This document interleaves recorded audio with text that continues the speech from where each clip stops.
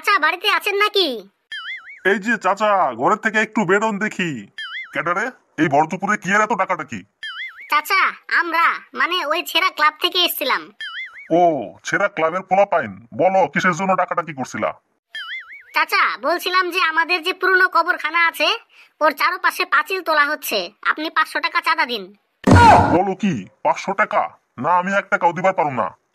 কেন চাচা, এমন মহৎ ও প্রয়োজনীয় কাজে আপনি টাকা দেবেন না কেন? শোনো পোলাপাইন, আমার মতে ওই কবরখানার চারপাশে পাঁচিল তোলার কোনো প্রয়োজন দেখি না। কবরখানার মধ্যে যারা আছেন তাদের বাইরে আসার কোনো ক্ষমতা নাই, আর কবরখানার বাইরে যারা আছেন তাদের কারো ভিতরে যাওয়ার ইচ্ছা নাই। সুতরাং পাঁচিলের কি দরকার কও? না, এই বয়সে আর লেখালেখি ভালো লাগে না। ও মাস্টার মশাই, বাড়িতে আছেন? এই রে মেরেছে, এমনিতেই 2টো লাইন লিখতে পারছি না, আবার কে উপস্থিত হলো ডিস্টার্ব করার জন্য। মাস্টার মশাই আসবো? না, ওই দিকে মন দিলে হবে না। আসলে আস, না আসলে চলে যা, আমার কাজ আমাকে করতে হবে। আরে মাস্টার মশাই, আপনি এত ঝুঁকে পড়ে কি লেখার চেষ্টা করছেন? আজকাল তো সোজা হয়ে বসে লেখার জন্য অনেক ধরনের চেয়ার বেরিয়েছে। এভাবে কষ্ট না করে আপনি তো একটা সেরকম চেয়ার ব্যবহার করতে পারেন। আরে ভাইয়া, আমার অনেক রকম চেয়ারই আছে। তবে কি জানেন তো, কুজোর জল যখন ফুরিয়ে আসে তখন তার ঘাড় উপর না করলে জল বের হতে চায় না। আমারও লেখনী শক্তি কমে এসেছে, এখন ঘাড় কাট না করলে আর লেখা বের হতে চায় না। তো ভাইয়া, এবার বলে ফেলুন আমার এখানে আসার আপনার উদ্দেশ্যটা কি? মাস্টার মশাই, মানে কি যে বলবো, কয়েকটা অভিযোগের ভিত্তিতে আমি আপনার এখানে এলাম। বলছিলাম স্যার, আপনার এত সুনাম, এত ভালো লেখালেখি করেন, তাহলে মদ খাওয়াটা ছেড়ে দিলেই তো পারেন। মদ? মদ ছেড়ে দিলে থাকবেটা কি? আমার লেখালেখি মানে কবিতা আর মদ, এই দুটোই তো আমার কাছে টাকার এপিট ওপিট। জানেন তো, মদ না খেলে আমার লেখা বেরোয় না, আর লেখা না বেরোলে টাকা আসে না। আচ্ছা মাস্টার মশাই, ধরুন এখানে 1 বালতি জল আর 1 বালতি মদ রাখলাম, এবার একটা গাধা নিয়ে এলাম, তাহলে গাধাটা কি খাবে বলুন তো? রে অপদার্থ পুলিশ, তোর এত বড় আস্পর্ধা, তুই আমাকে গাধার সঙ্গে তুলনা করছিস? কি ভাবছেন মাস্টার মশাই, বলতে পারলেন না তো? গাধাটি মদ ছেড়ে 1 বালতি জল খেয়ে নেবে। ঠিক বলেছেন, সেজন্যই তো সে গাধা আর আমি কবি, বুঝলেন? জানিস ভাই, আজকাল রাত বিরাত ঘর থেকে বের হবার জো নেই। আমাদের পাড়ায় নাকি 17টি চিতাবাঘের সন্ধান পাওয়া গেছে। হ্যাঁ, বলিস কি রে?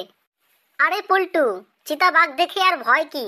এগুলো মূলত শিয়াল কুকুরের মতোই, বুঝলি? সঙ্গে একটা লাঠি থাকলেই ভয় আর কাছে আসে না। তারেক ভাই, তুমি কখনো বাঘ শিকার করেছো? একটা আধটা নয়, অনেকগুলো, বোধহয় গুণে শেষ করা যাবে না। তারেক ভাই, সত্যি সত্যি তুমি বাঘ মেরেছো? আরে আমি বিইউজি বাঘ মানে ছারপোকা মারার কথা বলছিলাম। শিকারীদের মতো কোনো টাইগার মারিনি, বুঝলি?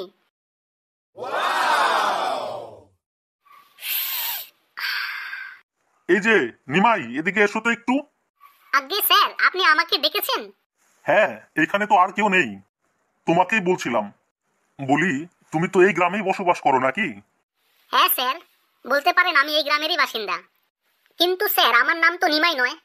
আপনি আমাকে নিমাই বলে ডাকলেন কেন? আরে কিছুক্ষণ আগে তোমাকে নিম গাছতলায় বসে থাকতে দেখেছিলাম, তাই নিমাই বলে ডেকেছি। তাহলে এখন তো আমি জাম গাছতলায় রয়েছি, আমাকে জামাই বলে ডাকুন।